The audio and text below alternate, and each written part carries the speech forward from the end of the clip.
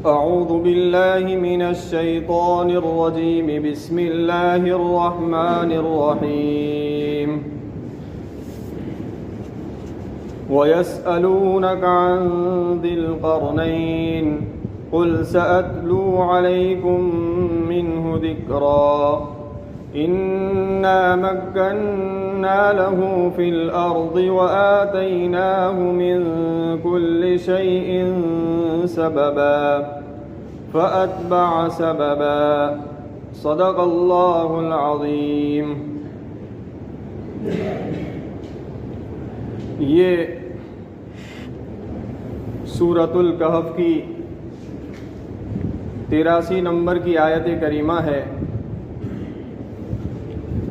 اس آیت کریمہ میں حق سبحانہ و تعالی ارشاد فرماتے ہیں وَيَسْأَلُونَكَ عَنْ ذِي الْقَرْنَيْنِ کہ نبی وہ آپ سے سوال کرتے ہیں ذوالقرنین کے بارے میں. جو لوگ اس سورت کی شروع سے تفصیل کے اندر شریک ہے ان کو یاد ہوگا کہ میں نے شروع کے اندر ایک بات بتائی تھی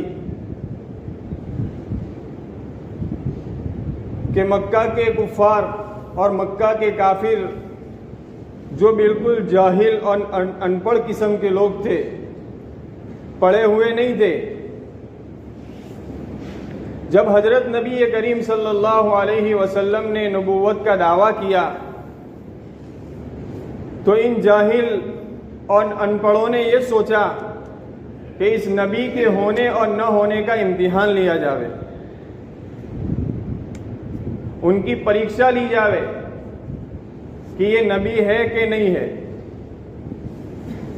لیکن چونکہ یہ لوگ تو پڑھنا جانتے نہیں تھے، جاہل قسم کے لوگ تھے، انہوں نے سوچا کہ ہم مدینہ جاوے اور مدینہ کے جو علماء یہود ہیں ان سے ہم اس سلسلے میں کچھ رہبری حاصل کریں.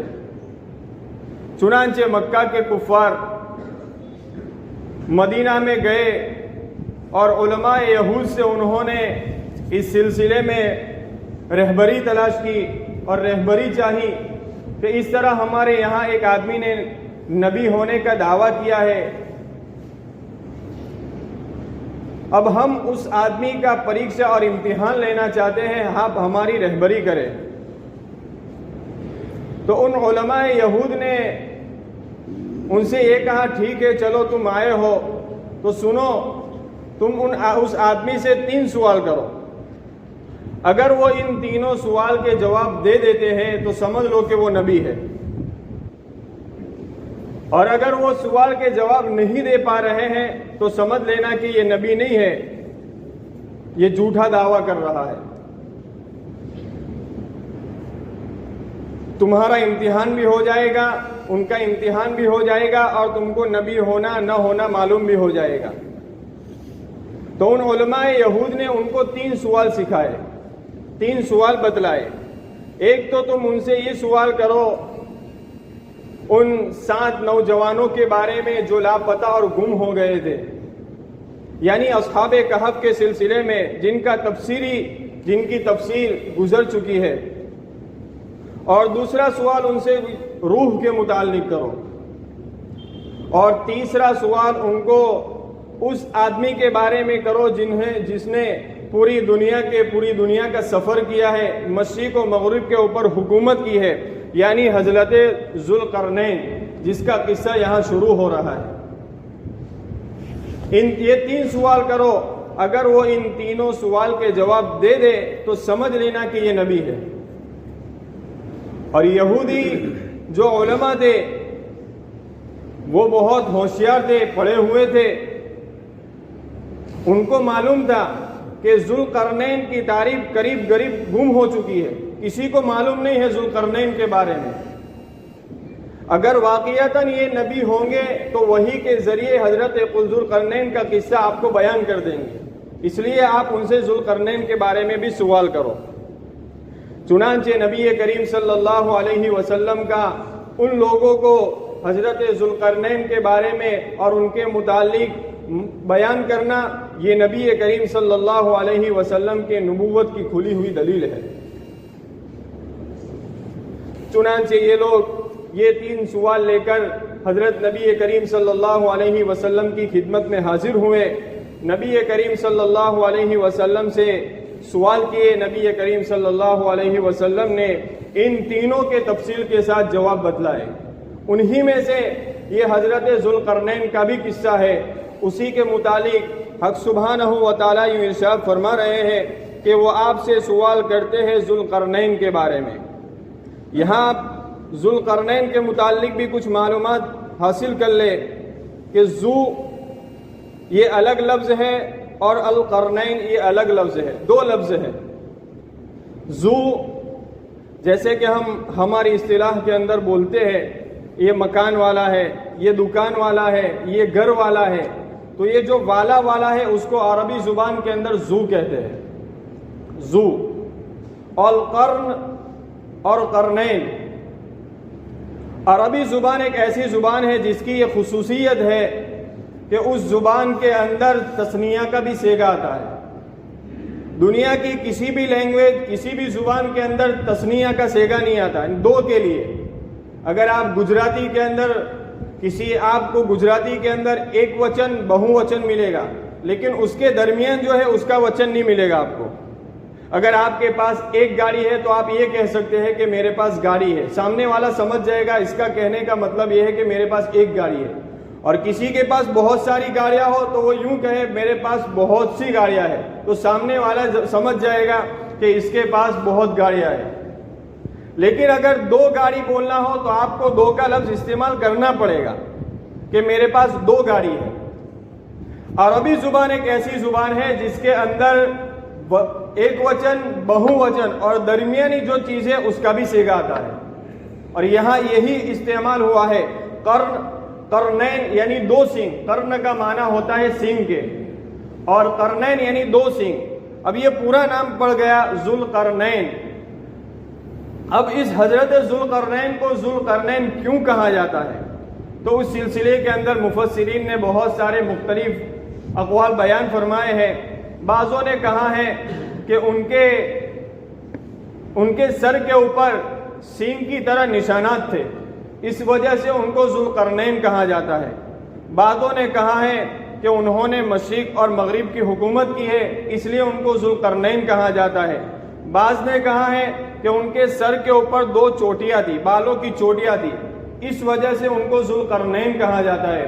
حضرت علی رضی اللہ تعالیٰ عنہ نے اس کی وجہ یہ بیان فرمائی ہے کہ یہ اللہ کے بہت نیک بندے تھے، اللہ والے تھے. قوم کو اللہ کی طرف بلایا تو قوم دشمن بن گئی اور آپ کے سر کی ایک جانب اتنا مارا کہ آپ شہید ہو گئے. اللہ تبارک و تعالیٰ نے 2 بار آپ کو زندگی دی، تو دوسری مرتبہ بھی قوم نے آپ کو سر کی دوسری جانب اتنا مارا کہ آپ شہید ہو گئے. تو ان کے سر کے اوپر دونوں جانب یہ چوٹ لگی ہوئی تھی، اس کی بنیاد کے اوپر ان کو ذوالقرنین کہا جاتا ہے. بہرحال یہ تو ایک معلومات کی چیز ہے، ورنہ قرآن پاک کو سمجھنا اس کے اوپر کوئی موقوف نہیں ہے. اب حضرت ذوالقرنین یہ نبی تھے یا اللہ کے ولی تھے؟ نبی ہونے میں تو بہت سارا اختلاف ہے، لیکن اللہ کے بندے اور اللہ کے ولی ہونے کے اندر سب کا اتفاق ہے. پوری دنیا کے اوپر انہوں نے حکومت کی ہے.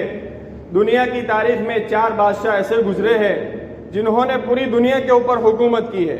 ان میں سے 2 مسلمان ہیں اور 2 کافر ہیں. 2 جو کافر ہیں اس میں سے ایک ہے بخت نصر اور ایک ہے سکندر. اور بعض مفسرین نے یہ بھی کہا ہے کہ دوسرا جو بادشاہ ہے وہ نمرود، جس نے حضرت ابراہیم علیہ السلام کو آگ کے اندر ڈالا تھا. اور 2 مسلمان جس میں سے ایک ہے حضرت سلیمان علیہ السلام، جن کا تفصیلی قصہ سورۃ النمل کے اندر موجود ہے. اور دوسرے یہ حضرت ذوالقرنین. حضرت ذوالقرنین انہوں نے پوری دنیا کے اوپر حکومت کی ہے. صاحب ابن کثیر فرماتے ہیں کہ یہ حضرت ذوالقرنین یہ حضرت ابراہیم علیہ السلام کے زمانے میں تھے، اور ان کے جو وزیر تھے وہ حضرت خضر علیہ السلام تھے. وقت کے بادشاہ ہے. انہوں نے اللہ تبارک و تعالیٰ کا بیت اللہ کے لیے پیدل سفر کیا. آپ بیت اللہ پیدل گئے، بادشاہ ہے لیکن اللہ کی زیارت کے لیے پیدل چلے۔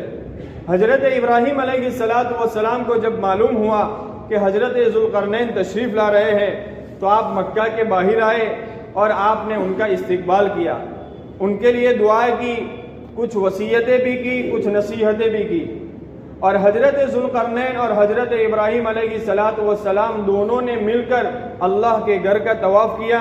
طواف کرنے کے بعد حج سے فارغ ہونے کے بعد دونوں نے اللہ کے راہ میں قربانی بھی کی۔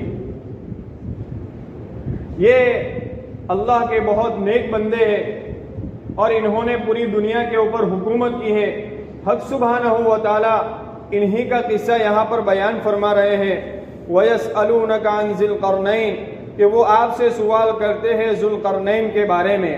قُلْ سَأَتْلُو عَلَيْكُمْ مِنْهُ ذِكْرًا، اے نبی جی آپ ان لوگوں کو فرما دیجئے کہ ان قریب میں تمہارے سامنے ان قصے میں سے بعض قصے کو بیان کروں گا، پورا قصہ نہیں، بعض، یعنی قرآن پاک چونکہ قصے کہانی کی کوئی کتاب نہیں ہے، قرآن پاک کی یہ خصوصیت ہے کہ وہ تاریخ کے وہی اجزاء کو بیان کرتا ہے جس کے اندر کسی کا دینی یا دنیاوی فائدہ ہو یا کسی چیز کو سمجھنا اس کے اوپر موقوف ہو، ورنہ کوئی پورا قصہ صرف حضرت یوسف علیہ السلام کا ایک قصہ ایسا ہے جن کو قرآن پاک نے پوری تفصیل کے ساتھ بیان کیا ہے، ورنہ قرآن پاک دوسرے تاریخی قصے کو صرف وہی اجزاء بیان کرتے ہیں جن میں کسی دنیاوی یا دینی فائدہ ہو یا کسی چیز کو سمجھنا اس کے اوپر موقوف ہو۔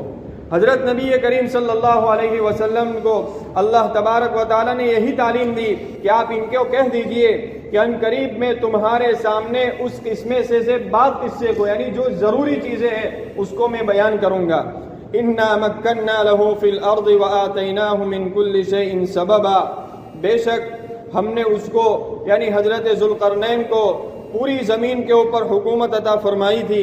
وَآتَيْنَاهُ مِن كُلِّ شَيْءٍ سَبَبًا، اور ہم نے ان کو ہر چیز کے سامان عطا فرمائے تھے، ہر چیز کا سامان ہم نے ان کو دے رکھا تھا۔ یہ ایک لفظ آیا سبب، یہ جو ہم بولتے ہیں نا اسباب کہ دنیا دار الاسباب ہے، آخر یہ بات سمجھنی چاہیے کہ سبب ہے کیا چیز، سبب کس کو کہتے ہیں؟ تو سنیے، آدمی کسی مقصد کو لے کر کھڑا ہوتا ہے اور اس مقصد کو پورا کرنے کے لیے آدمی جن جن چیزوں کی مدد لیتا ہے ان کو اسباب کہا جاتا ہے۔ مثال کے طور پر آدمی کو بھوک لگی ہے، آدمی کا مقصد بھوک کو مٹانا ہے، اب اس بھوک کو مٹانے کے لیے آدمی روٹی کا سہارا لیتا ہے تو سمجھ لو کہ یہ سبب ہوا روٹی۔ آدمی کو پیاس لگتی ہے، پیاس بجھانا اس کا مقصد ہے تو آدمی پیاس بجھاتا ہے پانی کے ذریعے، تو یہ پانی یہ سبب ہوئی۔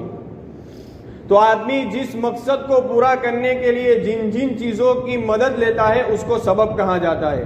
اللہ تبارک و تعالی اس بات کو ارشاد فرما رہے ہیں کہ ہم نے ان کو ہر چیز کے اسباب سامان عطا فرمائے تھے، یعنی اس وقت حکومت چلانے کے لیے، سلطنت چلانے کے لیے، پورے عالم کے اندر امن و امان قائم کرنے کے لیے جن جن چیزوں کی ضرورت پڑتی ہے وہ ساری چیزیں ہم نے حضرت ذوالقرنین کو دے رکھی تھی۔ ساری چیزیں، ہر زبان جانتے تھے، مشرق اور مغرب کے اوپر حکومت تھی، عجم و عرب ان کے ماتحت تھے، جس قوم کے ساتھ ان کی لڑائی ہوتی تھی اس قوم کی زبان کے اندر آپ بات کر لیتے تھے، ہر چیز اللہ تبارک و تعالیٰ نے ان کو عطا فرمائی تھی۔ اللہ تبارک و تعالیٰ اسی بات کو بیان فرما رہے ہیں، وَآتَيْنَاهُ مِن كُلِّ شَيْءٍ سَبَبًا، اور ہم نے ان کو ہر چیز کے اسباب اور سبب عطا فرمائے تھے۔ اللہ تبارک و تعالیٰ آگے حضرت ذوالقرنین کے سفر کو بیان کر رہے ہیں کہ انہوں نے کس طرح سفر شروع کیا، انشاءاللہ آئندہ کل اس کی تفسیر بیان کریں گے۔ وآخر دعوانا الحمد للہ رب العالمین۔